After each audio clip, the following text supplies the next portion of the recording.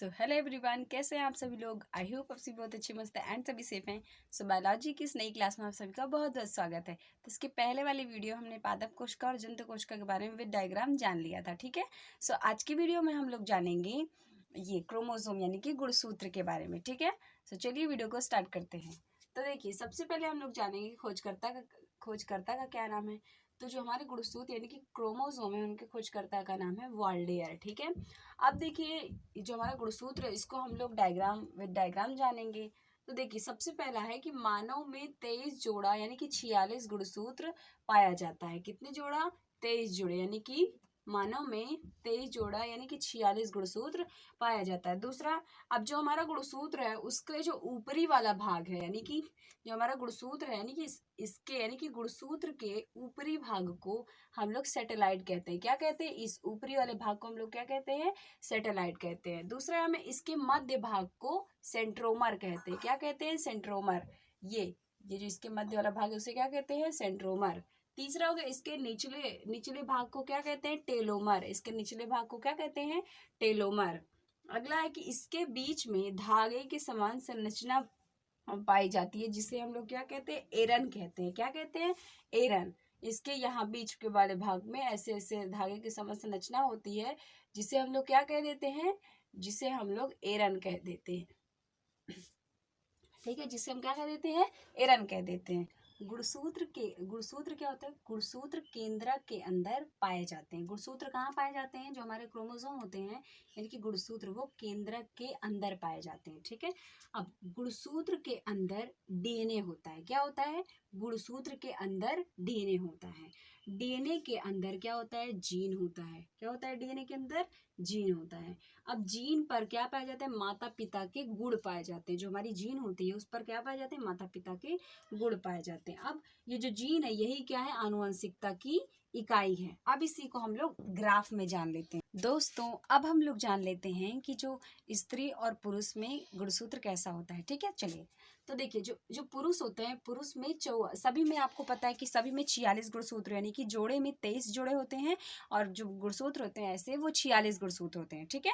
वो चाहे फीमेल हो चाहे मेल हो, दोनों में क्या होते हैं? दोनों में 46 गुणसूत्र होते हैं। अब देखिए, जो मेल होता है उसमें 44, मतलब मेल और फीमेल दोनों का 44 गुणसूत्र सेम होता है, बट उनमें जो लिंग गुणसूत्र होता है ना, वो दोनों में अलग अलग होता है। लिंग गुणसूत्र वो क्या होता है? एक्स यानी कि 44 प्लस एक्स वाई, ये पुरुषों में होता है। और जो महिलाएं हैं यानी कि स्त्री, उसमें क्या होता है? उसमें 44 प्लस एक्स एक्स होता है, ठीक है। सो चलिए ग्राफ से जानते हैं। तो देखिए, जो हमारे पुरुष होते हैं, पुरुष में क्या हो जाता है? उसमें 44 प्लस एक्स वाई गुणसूत्र पाया जाता है, और जो स्त्री होती है उनमें 44 प्लस एक्स एक्स गुणसूत्र पाया जाता है, ठीक है।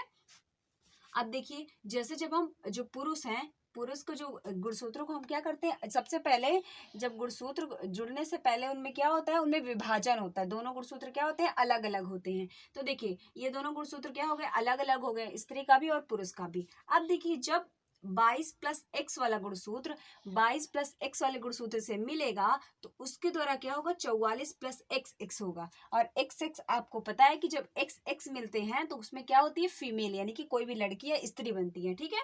तो ये हो गया हमारा गुण स्त्री का। अब देखिए, जैसे पुरुष का लिंग गुणसूत्र वाई स्त्री के एक्स गुणसूत्र से मिलते हैं तो एक्स वाई बनता है, और एक्स वाई जो होता है वो बॉय के लक्षण है, ठीक है।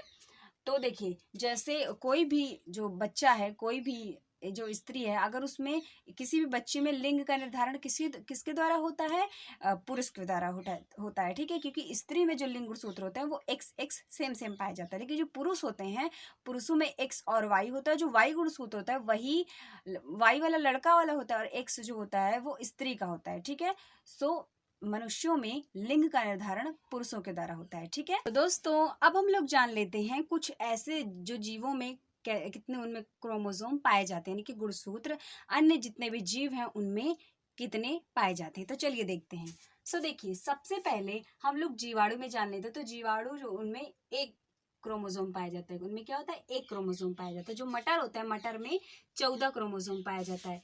प्याज में 16 क्रोमोसोम, मक्का में 20 क्रोमोसोम, टमाटर में 24 क्रोमोसोम, मेढक में 26 क्रोमोसोम, और जो नींबू होता है उसमें 18 और 36 दो प्रकार के पाए जाते हैं। तो 18 वाला छोटा होता है और 36 वाला बड़ा होता है। अब देखिए मानव में हम लोग जाने तो मानव में 46 होते हैं, यानी कि जोड़े में 23 जोड़े। ठीक है, जोड़े में कितना हो जाएगा? 23 जोड़ा।